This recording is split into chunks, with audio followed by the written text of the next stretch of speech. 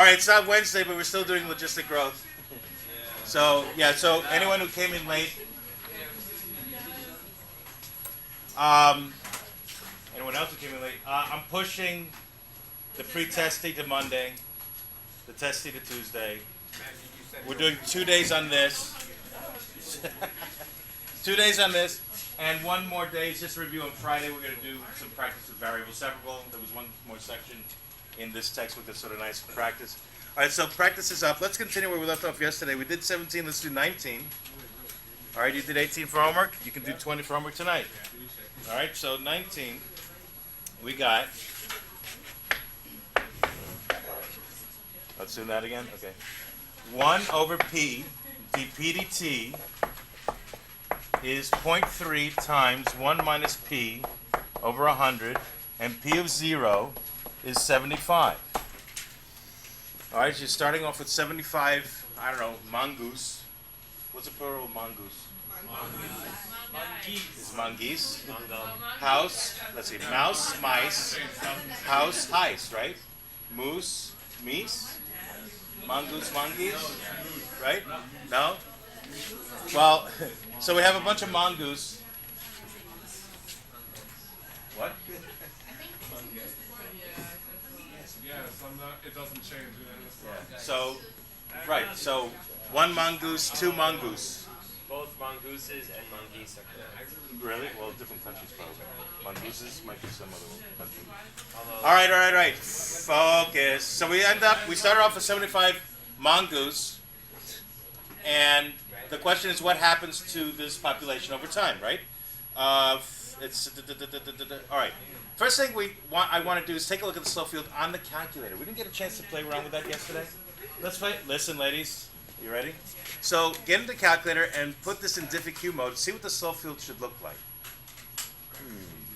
Do you think you know any equilibrium solutions yet? When is p going to be? When is p prime going to be 0? At 100, right? 100. And also, remember yesterday, this p we brought down yesterday, but it started up here yesterday. What if we brought it back up? P equals 0 is also in equilibrium, right? So just like yesterday, we have 2 equilibria. Horizontal lines, y equals 100, y equals 0. And we're starting at p0 is 75. What happens if you plug in 75? Is this term positive or negative? Positive, so it's going to be growing, right? So logistic growth, it's going to do, usually there's like a change in concavity, right? But if you're really close to equilibrium, sometimes it just is like this. So we're sort of close. I want to see what this looks like. All right, so do you think it's going to reach the 100 as a carrying capacity, or 0? Is 100 stable equilibrium, or 0 the stable equilibrium? I think it's 100. All right, so let's look at the slope field. Let's go into a new doc. Let's go into graph. And I don't want function mode. What do I want? All right, so go to the menu what? Menu 3. And go to 7. You okay? Okay. All right, so what's y1 prime? Notice, it's x's and y1s. Unless you do multiple equations. It might be y2s, right? So how does that translate in our problem? Well, who's the x's and who's the y's in our problem here? P's and T's. P is the y1, and t is the x, right? Yeah. So wherever you see p here, you're going to write y1 instead. Wherever you see t in here, you're going to write x instead for the calculator to be happy. You've got to make them happy, all right? But it wants y prime alone. So what do you got to do? Move the p back up, right? Now it's sort of nice that it's down here because you know you're going to do what next to solve it by variable separable. You're going to bring by variable separable. What did we do yesterday? We brought everything down, and you had partial fractions, right? Yep. So it's sort of nice that it starts down here, and then all you got to do is move this, right? But move it back up. So it's 0.3 p times that. Okay. So 0.3 p is y1. Okay, y1. And times quantity 1, I messed up. Quantity 1 minus, and what was it, y1 over 100, right? Yeah. Okay, y1 over 100. And there you go. And I don't think I need an explicit multiplier for the 0.3, but for the between the y1 and the parentheses, maybe just for fun. You can't see my slope field lines. Do you see yours? Yeah, I see it. I see it. I didn't put anything in the X0, Y0. Yeah, I see it. You can, we will. Oh, look, You 0. can. That'll try. What that does is it does an Euler table. Remember Euler's method? And those values that it gets on the table, it plots them, so it gives you an approximation for what the curve looks like. So it should fit the slope field lines. So what do your slope field lines look like? Mine are hard to see because my lamp is dying. That's what I'm getting. Can you see mine a little bit? Yeah, I see it.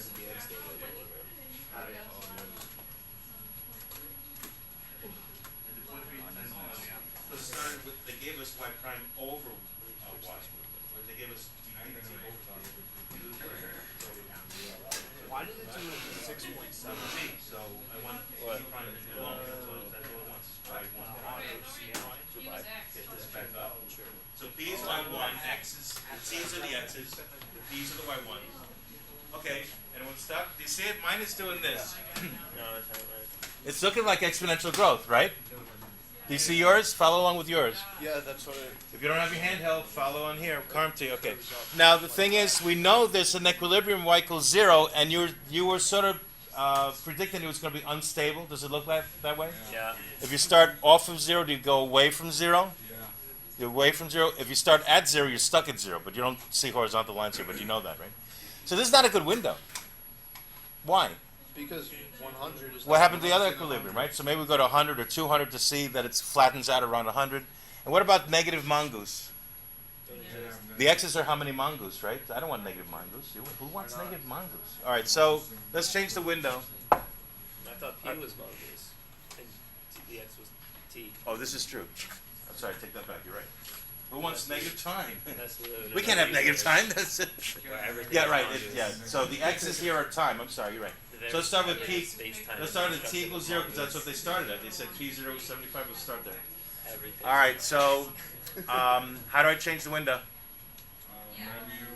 Menu window. 4. Okay, and window settings. All right. So I'm gonna go from 0 to 10, I guess. Yeah. Let's make it 0. All right, and then how about your Y's? Look at this one. Now, this is where I was talking about. Do you really want negative mongoose? No. The mongoose are pretty bad already. So let's not make them too negative. And mongoose, right. And then it's going to stop. Move. And then how high? 120. 100, over 100. How about 200? No, not 201. What are you doing? All right, let's see what that looks like. I didn't change X-Max. That's what it started with. All right, so I don't know if you should see on your screen, it's pretty flat down here. And it's pretty flat around 100. Okay? If you could get exactly for it to sample these slope lines exactly where y is 100, it would look horizontal. It just didn't hit it. You actually hit the horizontal? 150?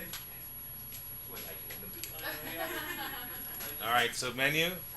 I was hoping that if I made it like halfway in between, it would, the T89 did that.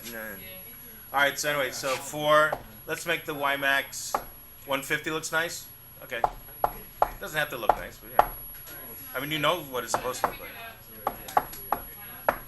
Okay. All right, how's that? Nice horizontal, stable equilibrium, right? Just like you want. Okay. So do you see the concavity? Not really. It's not really. If you're following these lines, are you going to hit? Maybe a little bit. I don't know. I think I need a X max that's a little bit bigger. I want to see this curvature, right? Well, it's almost. It looks like it's concave up, concave down. Maybe I don't know. Maybe 20, just to get a good view of what's going on. So menu, 4, and 1. How about 20? Is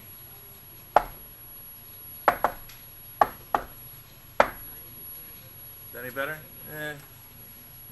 I don't know. See, so maybe. Yeah. All right. You want to see 100? Let's see 100. Not you.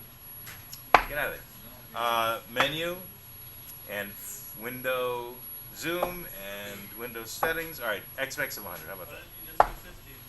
50 might be good. You want to do 50? I was thinking 50 maybe. All right. Let's see what that does.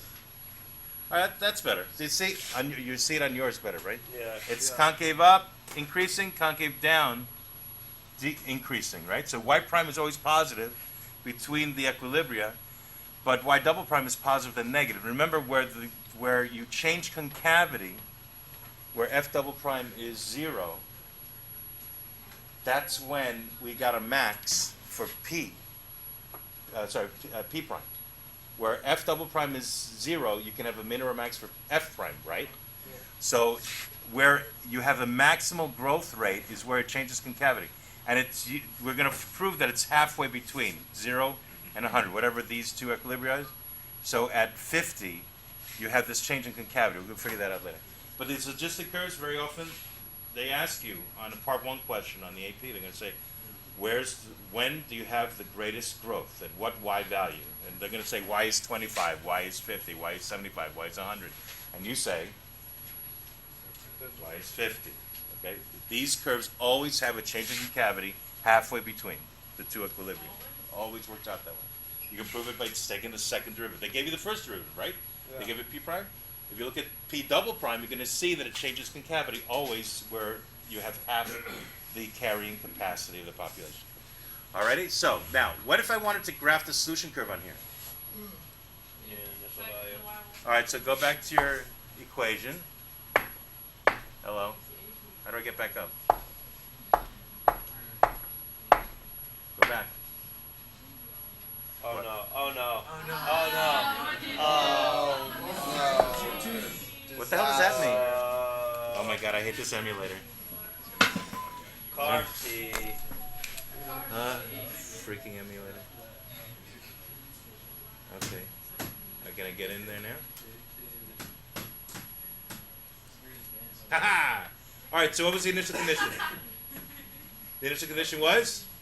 0. X0 or T0 is 0 and 75, wasn't it? Yeah. Alright, let's see how that matches our graph. You're close.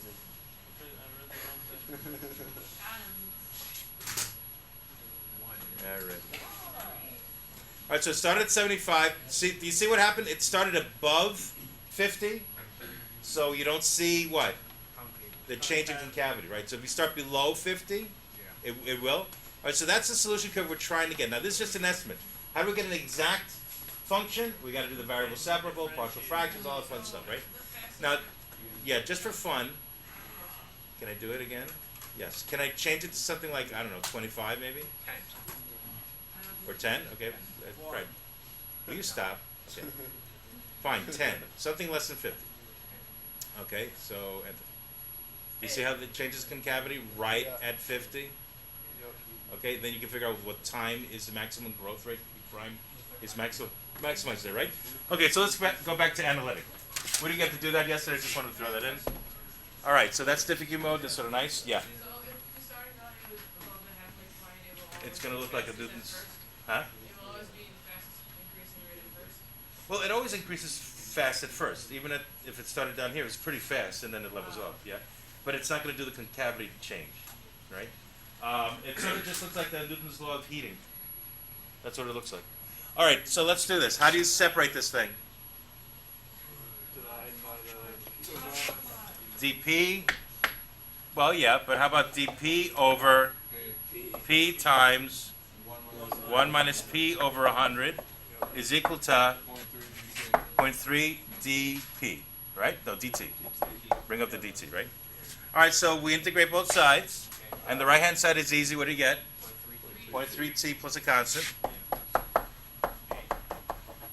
This side, we got to do the partial fractions funness.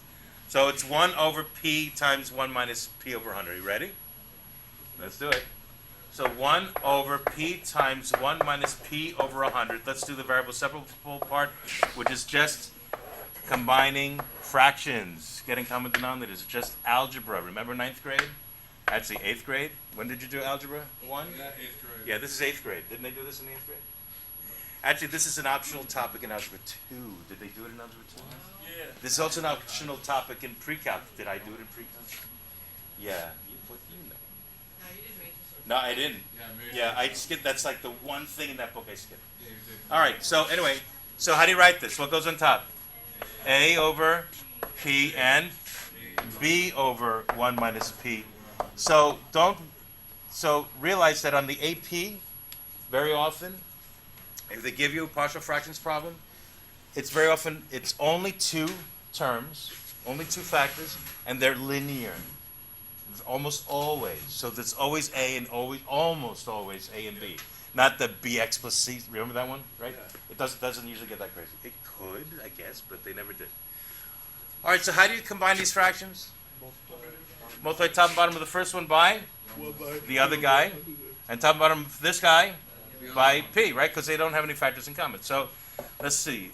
A times this is A minus AP over 100. Okay. And P times B is, well, BP.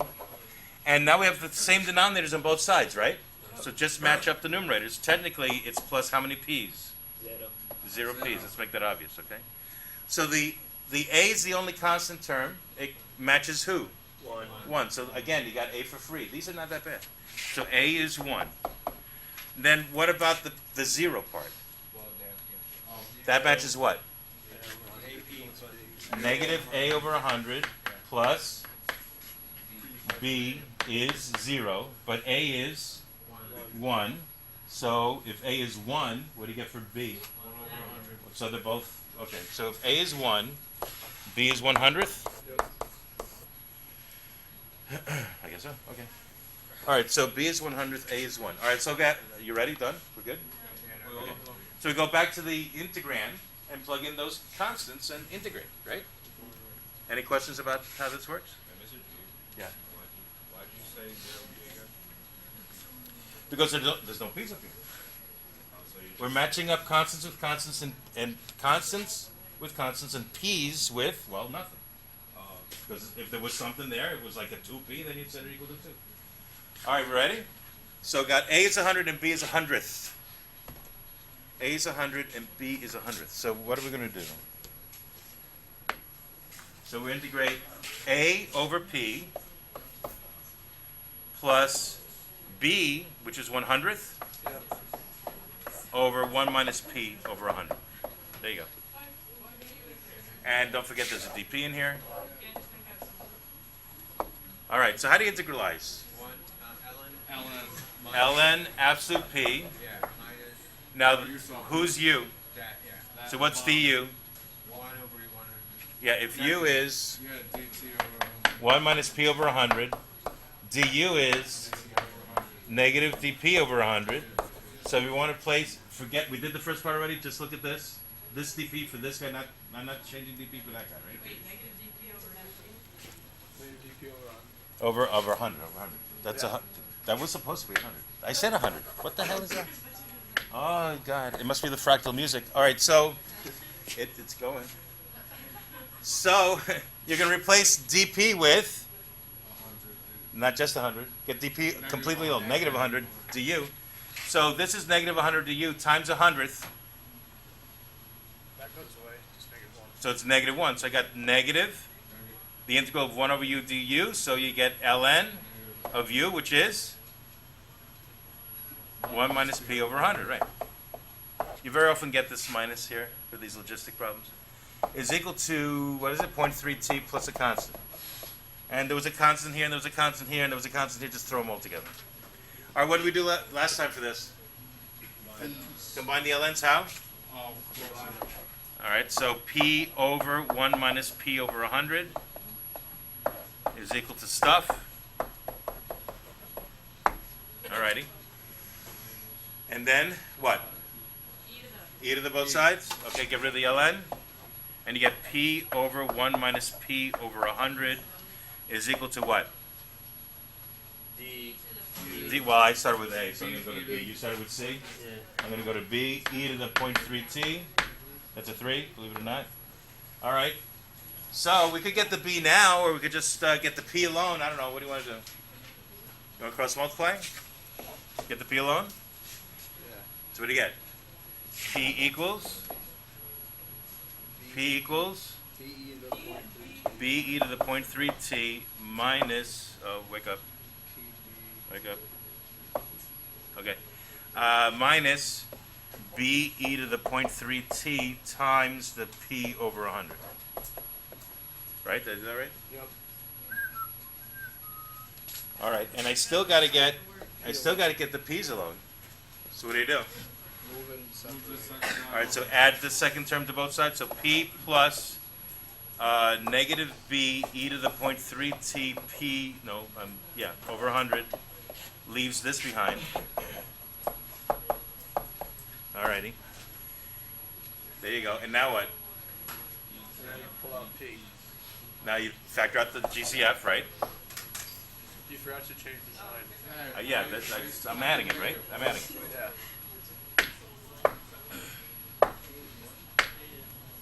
You guys ready? Yep. Okay, so take out the P and you're left with 1 plus B e to the 0.3 T over 100. P plus stuff, yes.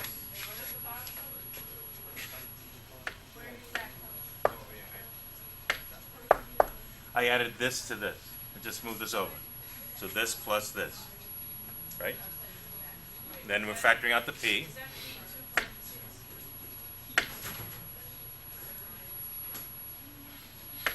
Okay, taking out the P, right?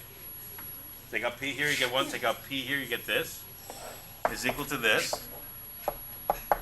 All right, so it's only one more step to get P alone. Divide by stuff. All right, so P equals stuff over more stuff, right?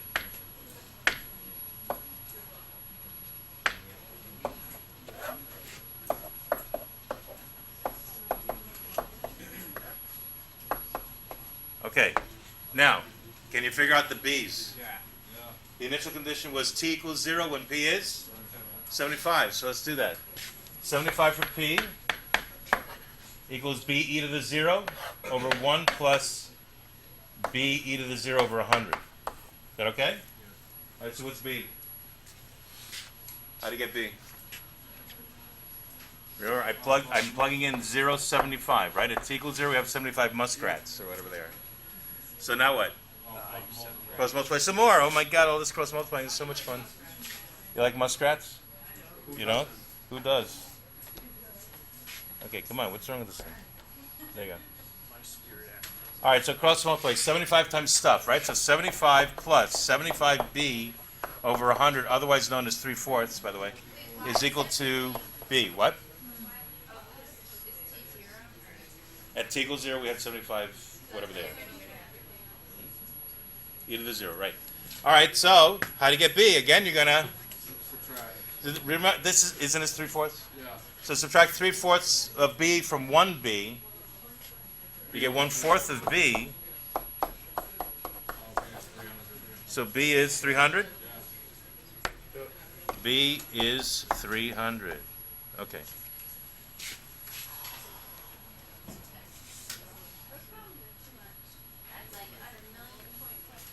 That's a million-point question, right? I know. 300 e to the 0.3 t over 1 plus 300 e to, well, the 300 and the 100 cancel, right? Why is this not lined up also? It was lined up before. Right? If this is 300, this is 3. Yeah. Okay, there you go. And, all right, now that's an answer. But what else, what did we do yesterday with this? We made it better. Yeah, it's considered simplest form if you don't have 2 of these e to this. That's complicated, right? Yeah. So they suggest in the book that, You make it L. Like LK all right, in the book they suggest that you just have L up here, right? Yeah. What was it, L over 1 plus a e to the negative kt? This turns into a negative, it's a decay rate, a negative exponent of y. How's that going to happen? Because we're going to divide by this, right? So if we divide it into here, cancel, we divide it into here, it becomes a negative exponent. But what was your carrying capacity? It went up to how far? 100. 100. So how do you leave 100 up here? Divide by 300 e to the, right? So you don't have to do that. You can work with this. But let's see. You mean divide by 3. I want to leave 100, right? Divide everything by 3 e to the 0.3 t, right? So 100 over. Now if you divide 3 e to the 0.3 t into this term, you get 1. And if you divide it into the other term, 3 e to the Divide 1 by 3 e to the 0.3, you get 1/3 e to the negative 0.3t, don't you? Yeah. So it is a decay rate. Why is that important? As t gets huge, e to the negative 0.3t gets really small. So this term eventually becomes 0. At t goes to infinity, you get 100 over 1 plus 0 is 100. Again, stable equilibrium. If you start at 0, do you start with the 75 if you plug in 0? Wait, so for all the problems Whoopsie. you want to try to get just 100 on top? I think we messed up something. What? For all these problems you want to try to get only a 100 on top? You can leave it like this. If this was an AP question, you could stop here. No, you want Because that if they ask you like to graph it or something, you can just use this, right? All right, so there's my final answer. I have a feeling I messed up somewhere. Because if you plug in 0, You get 75. do you? Yeah. Yeah. Really? Yeah. You do? Yeah, you do. Okay. That's 100 over 4/3. Oh, it's 4/3, right? I'm thinking 2/3. You're right. It is 4/3. Oh, goody, it worked. Yay, we did it. I can't check my work. I can do all this crap up here, but the checking, that's the hard part, right? Yeah, if you plug in 0, you get e to the 0 is 1. 1/3 times 1 is 1/3. 1/3 plus 1 is 4/3. How do you divide by 4/3? You multiply with the reciprocal. 3/4 of 100 is 75. So, if we go back to graphing this, right? Now, remember, if it started at 75, it was like this, right? Can I graph my answer in function mode in the same window and see that it worked out? Yeah.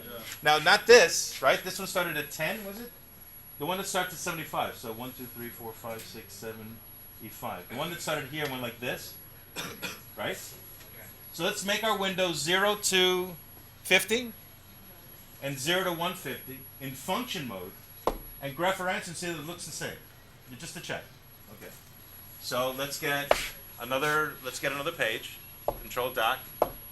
Let's make it Control doc. Escape. Control doc. There you go. Get another graph. Okay. And now I'm in function mode. That's what I want, right? So what was the final answer? It was 100 over 1 plus 1/3 of that thing? Yeah. Okay, so let's plug that in. Wait, Yeah. You can put it right on the same graph though. How am I going to enter function mode You notation? just switch mode. It's everything else You stays. can, it'll stay? Mhm. I wasn't sure about that. All right, well, either way. If it works, do it. Okay. Okay, so it was, what the heck was it now? It was 100 over. All right, let's do a rational. Okay, 100 over, and that's where I get messed up. There you go, okay. 1 plus 1/3 of, how about we write e to the negative 0.3t over 3, and it's x's, right? So I'm back to x's and f's instead of t's and p's, right? Okay, so I got e to the negative. You know, I could have done a rational here too. Let's do a rational here too. Let's do a rational. Okay, so it's, what the heck was it? E to the negative 0.3t over 3, right? Yep. Okay, so e to the negative 0.3t, but it's x's now because we're back in function mode. And that is over the 3. There you go. Now, if you graph that, I don't know, am I in the right window? No, so I got it. All right, so what was the window? 0 to 50 for x? And 0 to 150 for y, right? All right, so you don't see anything because it's like way up here somewhere. Okay. So go to menu and window zoom and window settings, and we decided that the slope field looked nice with 0 to 50 here and 0 to 150 here. And let's see what we got. Does that look like it has a horizontal asymptote? Does it look like the carrying capacity is 100? It starts at 75, and it looks like an exponential approach of Newton's law of heating because no concavity change, right? Perfect. Any questions? Just checking my answer. All right. Any questions about what we did Basically, today? the muskrats are getting really hot. Muskrats. There's no more than 100 muskrats. The muskrats now? Okay. You don't get no more than 100 muskrats. Even if you love muskrats, there's nothing you can do about it. All right. So for homework, what would homework be? 20. 20 is good, but you know what? I like 25. We didn't get to do 25 in class. I wanted to do it. So try 25. 25 says a model for the population P of carp, be careful how you say that, in a landlocked lake at time t is given by p prime is 0.25 p times quantity 100 minus. Huh?